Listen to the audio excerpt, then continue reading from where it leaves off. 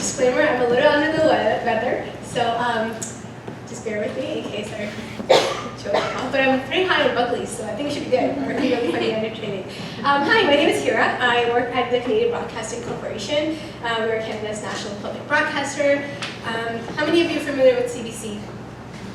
All right, wow, okay, that's great, thank you. Great, so I was thinking about what does customer centricity means for us, and I'll be using the term audience and Canadians to refer to our customers, because that's how we internally think about them, because we're a public service organization, and we're in the business of serving Canadians, because we're accountable to them. So the purpose of CBC's ecosystem,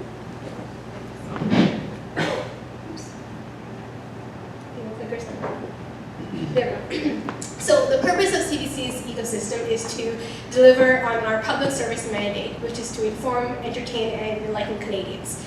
And we do that because we're accountable to Canadians in terms of the purpose that we serve. We're supposed to be the source of objectivity and truth, and connect the country coast to coast.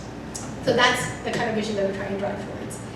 How Canadians interact with us is through a variety of different platforms. So of course, TV and radio that we're all kind of familiar with. Of course, the web, apps, we're on social platforms, connected TVs, newsletters, we have help center, voice assistants, community events, smart watch, we're everywhere. And this is just a glimpse of it. So we're on a variety of different platforms that Canadians interact with us. In order to develop a deeper relationship with them, we need to be serving in the most appropriate way possible on each of these different platforms. And what our research has shown is that Canadians are platform agnostic. They don't really care how or where they interact with us. What they are really interested in is, am I being served well? And what kind of relationship do I have with CBC? So it really comes down to is how do we connect with them on a personal level? So those are all the different platforms that we're on. Now let's talk about all the different touch points, which are the avenues through which the Canadians interact with the CBC. So these are the platforms we talked about. Within all of these platforms, you have different touch points. So if you think about it, our ecosystem just is massive, right? We've got CBC radio, news, arts, sports, kids, television, entertainment, music, comedy, and it keeps going. So we have a lot of different sub-brands, and those are the touch points through which Canadians interact with us. And digital is just a slice of it. So just to paint a picture of how massive our ecosystem is and how people are interacting with us. And what's challenging is that how do you possibly serve an entire nation, right? And that's what we're trying to always learn. So when we think of connectivity, our content is what connects us to our audience, right? When we know our audience doesn't really think about platform, how we're serving them is through the content that we create. So in terms of content and the connectivity that around it, we have to think about, first of all, where does the content come from? How do we plan that content? Well, it's about what do Canadians want, need, and expect from CBC? What kind of content should we be creating to deliver on our public service mandate? Then we have to think about how do we actually create that content? And that is about what is the best way to tell that story to Canadians?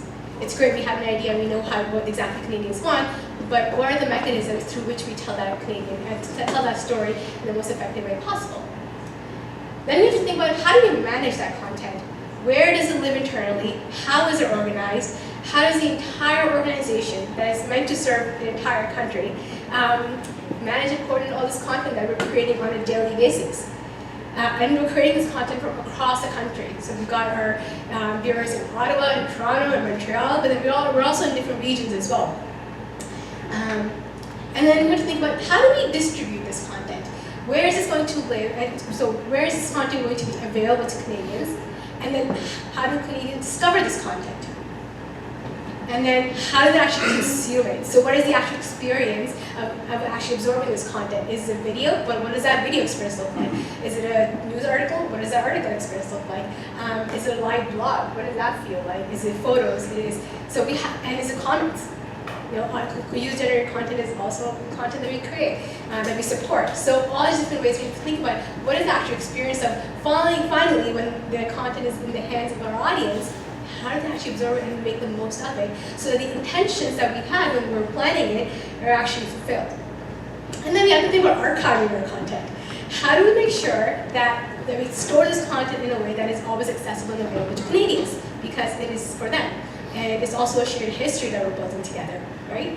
And there's a whole lot of other decisions that I didn't really want to bring it up, But those are also very critical, like content licensing.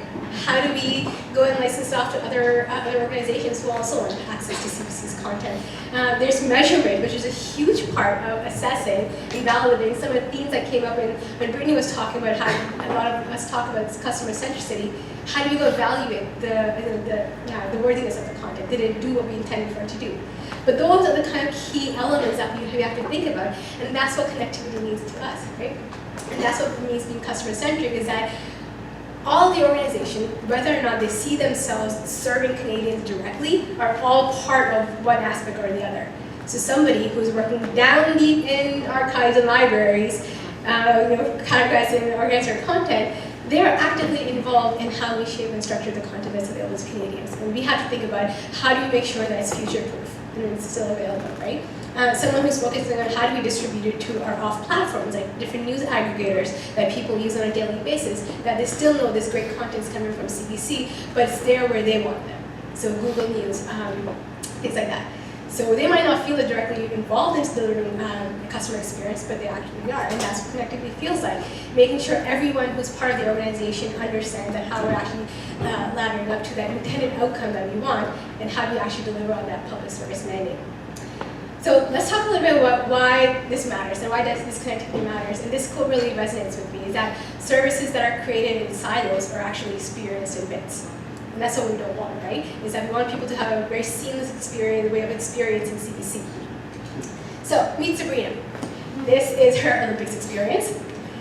So she was hanging out with some friends and at a restaurant when a commercial came on promoting CBC's Olympic broadcast.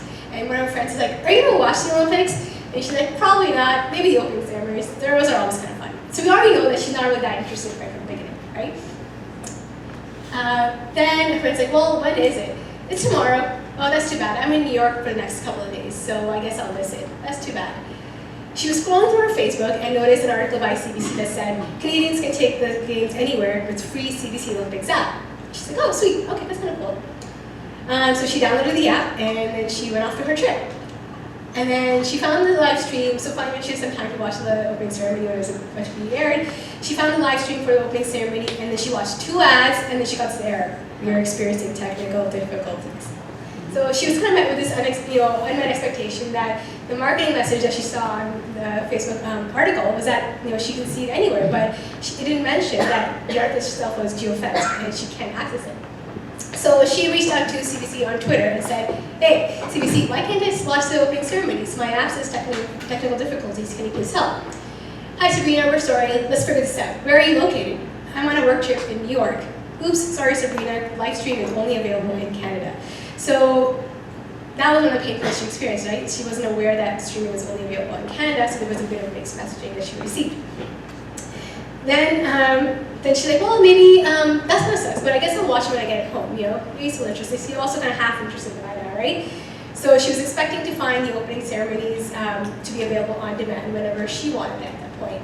So a few days later, she was at home, back in Toronto, and decided to play the opening ceremonies in the background while she cooked dinner. And she's like, "Why can't I find it? Now this is really frustrating." So she had some difficulties finding it on the CBC Olympic website. She couldn't find it on that site. She's like, okay, somehow she landed on our CBC Help Center and discovered that the International Olympics Committee restricts how long the full video of the opening ceremony is available, and the article suggested that she goes to check out the highlights. She's like, "Well, wish I knew that earlier, that sucks." So she wasn't aware that the opening ceremonies are only available for 2 days after the actual event happens, and you can no longer find it. At this point, she's like, "Well, I give up." So she had some trouble finding the highlights video. She didn't want to watch the ads anymore, and she's like, "No, this is not worth the trouble. I just don't really care." So a little bit that relationship that she had with the person was tarnished, right? So that's the journey that she went through. She went through, touched a few different platforms in this quest to watch the opening ceremonies. She felt a lot of different emotions, and she was thinking a lot of different things, right? Like first she's like, "Yeah, maybe I'll watch it," to "I give up," down to she was doing a lot of different actions that were kind of signals in terms of how she was moving progressively through the journey.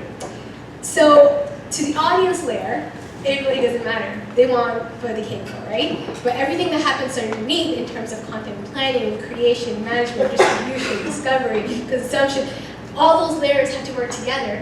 And that's where they have to think about the audience at first. So what appears to them is a clear journey, but really everything underneath that happens to connect it all together and deliver on that very audience-centric experience, to deliver on our public service mandate is incredibly critical. And that's what it means to us in Ireland. And that's pretty much it. So I guess that gives you a bit of context.